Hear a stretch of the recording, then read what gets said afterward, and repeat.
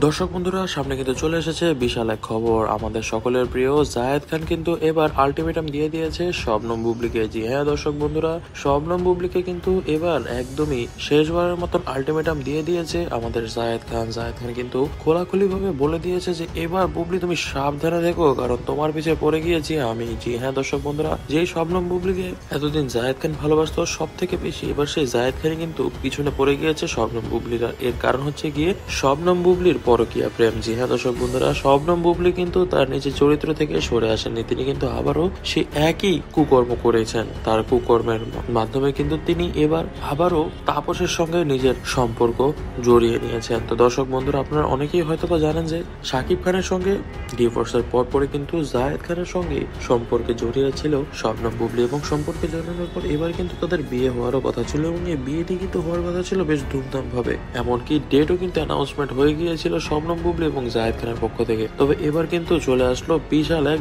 বাধা, এবং এই বাধার মুখে কিন্তু পড়ে গিয়েছে আমাদের শবনম বুবলি। শবনম বুবলি কিন্তু আবারও কাজের উদ্দেশ্যে তাপসের সঙ্গে একসঙ্গে রাত কাটিয়েছে, এবং তাপসের সঙ্গে তার সম্পর্কের বিভিন্ন প্রমাণ কিন্তু পেয়েছে জায়েদ খান, এবং এসব প্রমাণ কিন্তু জায়েদ খানকে অত্যন্ত পরিমাণে রাগিয়ে দিয়েছে, এবং তিনি কিন্তু একদমই সহ্য করতে পারছেন না এই বিষয়গুলোকে, এবং সহ্য করতে না পেরেই কিন্তু এবার বুবলিকে একদমই ইন্ডাস্ট্রি থেকে শেষ করে দেওয়ার ধমকিও দিয়েছে তিনি। এবং এই হুমকি শুনেই কিন্তু শবনম বুবলির অবস্থা এখন একদমই খারাপ।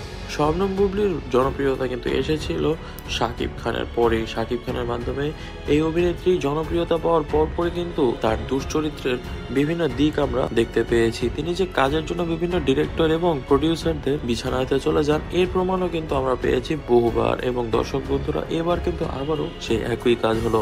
শবনম বুবলি আবারও তাপসের সঙ্গে চলে গেলেন একটি বিশাল বড় সিনেমার কন্ট্রাক্ট সাইন করতে, এবং তার সঙ্গে কিন্তু সেখানে তিনি ছিলেন প্রায় 3 দিন, এবং 3 দিনের এই একসঙ্গে কাটানোর সময় কিন্তু অনেক কিছুই ঘটে গিয়েছে। এবং এইসব বিষয় যখন জায়েদ খানের কানে যায়, তিনি কিন্তু এসব সহ্য না করতে পেরে সঙ্গে সঙ্গে বুবলির বিরুদ্ধে ব্যবস্থা নিয়ে নেন। তবে বুবলি কিন্তু এই বিষয়ে এখনো কোনো স্টেটমেন্ট দেননি মিডিয়ার সামনে। তবে মিডিয়ার সামনে তিনি একটি কথাই বলতে যাচ্ছেন যে তিনি নির্দোষ এবং জায়েদ শুধু শুধু মিথ্যে কথা বলছে। তবে আমরা মিডিয়ার মানুষরা কিন্তু ঠিকই বুঝতে পারছি যে আসলে জায়েদ খানই ঠিক, কারণ আমরা নিজেরাও শবনম বুবলিকে তাপসের সঙ্গে দেখেছি বনানীর শেরাটন হোটেলে একসঙ্গে। এবং দর্শক বন্ধুরা, নেটিজেনরা কিন্তু একই কথাই বলছে যে জায়েদই সঠিক। তবে দর্শক বন্ধুরা, আপনারা এই বিষয়ে কি মনে করছেন তা কিন্তু কমেন্ট বক্সে কমেন্ট করে জানাবেন। তবে দর্শক বন্ধুরা, আজ পর্যন্ত, দেখা হবে নেক্সট কোনো ভিডিওতে। দিন পর্যন্ত ভালো থাকবেন, সুস্থ থাকবেন, এবং আমাদের চ্যানেলটিকে অবশ্যই সাবস্ক্রাইব করে রাখবেন।